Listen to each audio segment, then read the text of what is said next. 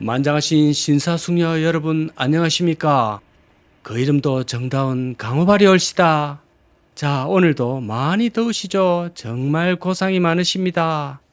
오늘은 요새 많이 시끄러운 문제인 온라인 공룡 위메퍼 그리고 팀원 사태를 제가 수없이 찍어뒀던 유명 상권의 공실 상황들을 토대로 해가 설명을 한번 드려보도록 하겠습니다. 보여드릴 화면들은 지난번에 해운대 말 많고 탈 많은 LCT 1, 2, 3층 상가동 그리고 눈물의 세종공실 그리고 오시리아 또 동탄 대구 혁신 그런 영상을 배경으로 해가 보여드리겠습니다. 최근에 위메퍼 팀원 사태로 인해가 엄청난 피해자들과 피해 금액이 발생을 했는데요. 여러분들 중에는 혹시 피해가 없으신지 걱정이 됩니다. 물린 상태로 보상도 안 되고 자금은 꽁꽁 묶여버리고 손실이 눈덩이처럼 불어나고 있습니다. 자, 이게 손해액이 곱하기 3 정도는 기본적으로 깔고 가야 되는 것이, 예를 들어서 팀원을 통해 여행사와 계약을 했는데, 자, 소비자가 돈을 내고 팀원이 한동안 결제액을 보관하고 있는데요. 상품을 판매한 여행사는 그것을 기반으로, 그 계약을 기반으로 온갖 숙박, 항공권, 또 식당 예약 등 여행에 관련된 모든 금액을 선불로 땡겨서 결제를 해 놓습니다. 근데 그 중간에서 돈을 가지고 있던 회사가, 저 팀원 같은 회사가 부도를 내게 되면 소비자가 냈던 결제 금액도 날아가고 여행사로부터 돈을 지급받기로 했던 각종 업체들도 손해가 눈덩이로 불어나고요. 여행사도 돈을 못 받고, 또 마치 이것은 건설사가 부도가 나면 그 밑에 하청업체들, 근로자들까지 연쇄적으로 파산하는 것과 똑같습니다. 사회 곳곳에 기하급수적으로 손해가 확대됩니다.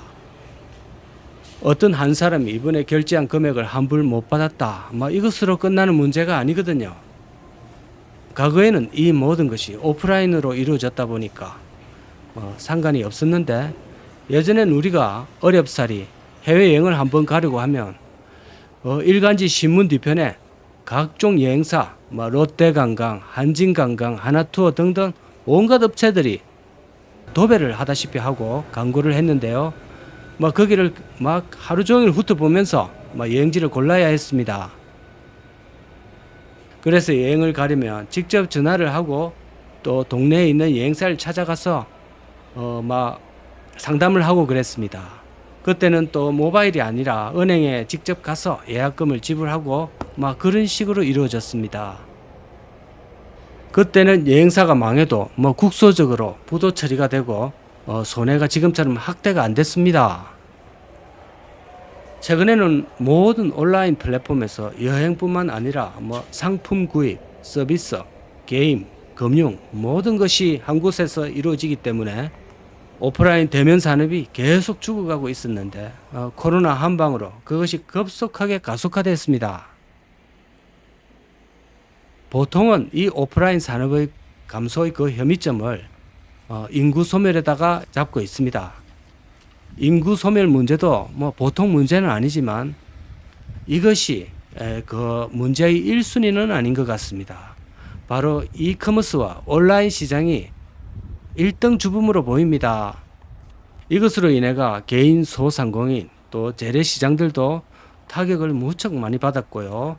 심지어는 거대 맘모스, 이마트, 하이마트, 신세계 백화점까지 흔들리게 됐습니다.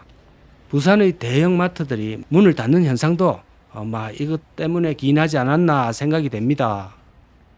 모든 것이 우리의 손바닥과 모니터 안으로 이 세상이 다 들어왔기 때문에 상황이 이렇게 됐다 생각이 됩니다.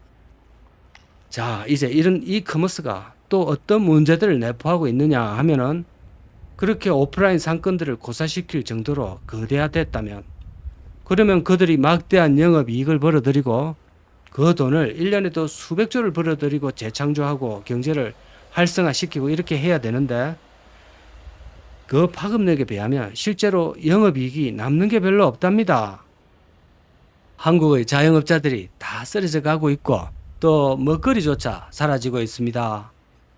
그동안 보여드린 수많은 공실과 유령 상가들은 과도하게 공급됐던 점도 분명히 문제가 있기는 하겠지만 또 그만큼의 온라인 시장이 급성장해가 건물과 상가의 필요성을 상당히 없애버렸습니다.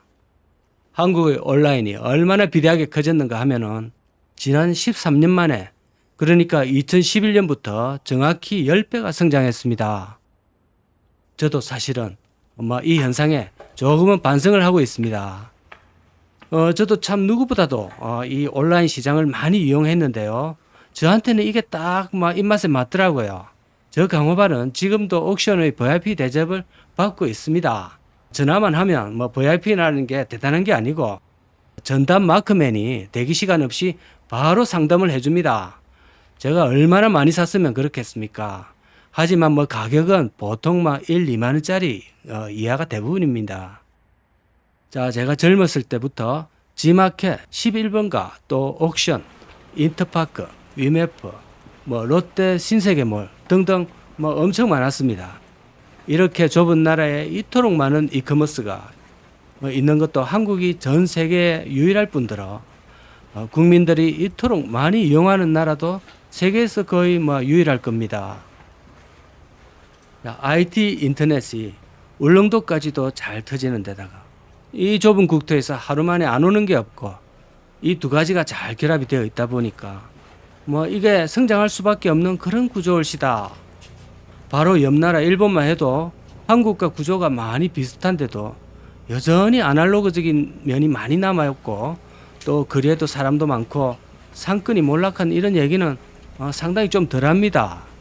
최근에 롯데, G마켓, 위메프, 신세계, 쿠팡, 그리고 요새는 바다 건너 중국의 테무와 알리까지 가세를 해가 이 시장이 얄궂도 안 합니다. 제가 더 충격적으로 보는 게 한국을 잠식하는 공룡 1위 쿠팡도 중국의 공세에 여전히 시달리고 공격적인 물류창고 정설 및 마케팅 지출로 인해가 1분기 이익이 고작 500억 밖에 안 된답니다. 더 놀라운 것은 매출이 무려 9조 원이 이르는데 이익률이 1%도 안 된다는 이야기지요. 앞으로 불고 뒤로 미치는 장사를 하고 있다는 얘기입니다. 이것은 한국 코스닥의 기업 수준으로 본다, 이렇게 보시면 되는데요.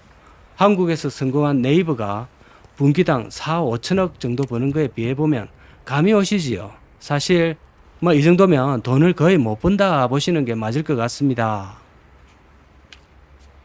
이것은 국내 이커머스 시장을 장악하고 나머지를 고사시키겠다는 그런 전략으로 보이는데, 일단은 출혈을 감수하겠다는 생각을 하는 것 같는데요. 언제까지 전략을 고수할지는 모르겠습니다. 적자 생존이 그대로 적용되고 있다. 보겠습니다. 무한 경쟁 속에서 출혈이 진행되고 있는 형국인데 결국 최종적으로 쿠팡만 살아남겠지요. 그렇다 치더라도 그 뒤에 지 혼자 남았을 때 가격 결정권을 통제할 만한 경쟁자가 없는 상태가 되는 무소불위의 근한을 지게 되었을 때가 문제가 되겠습니다.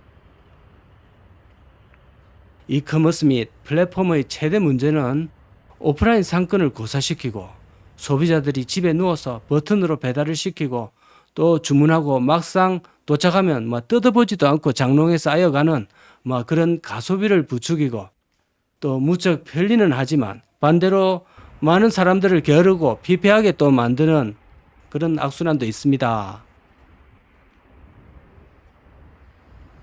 한국의 자영업자들이 몰락을 가속화시켰고요.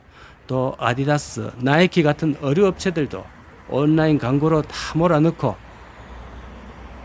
개인 소비자들을 광고의 홍수 속에서 가소비하게 만들고, 또 배달앱은 배달 앱대로 서로 경쟁하고 소비자들을 계속 음식을 시켜 먹어서 뚱돼지로 만들고, 또 오프라인의 맛집들은 또 사라지만 가고 이런 여러 가지 부작용이 많이 생겼습니다. 또 개나 소나 플랫폼 만들어 가지고 자본 끌어들이고 사람 끌어모아서 뻥튀기 시켜서 팔아먹는 현상이 또 반복되고 있습니다. 조금 규제를 잘 해주시가 우리 모두 이 디지털 발전의 속도에 조금은 브레이크를 좀 걸어봐야 되겠습니다. 자, 최근에 문제가 불거지고 있는 자영업 붕괴와 이커머스와 플랫폼 산업의 문제점들에 관해서 오늘은 한번 짚어보는 시간을 가져봤습니다. 자, 잘 설명이 됐는지 모르겠네요. 국회의원님들과 정치인들이 잘 해가 이 한국을 조화로운 세상을 좀 만들어 주이소. 감사합니다.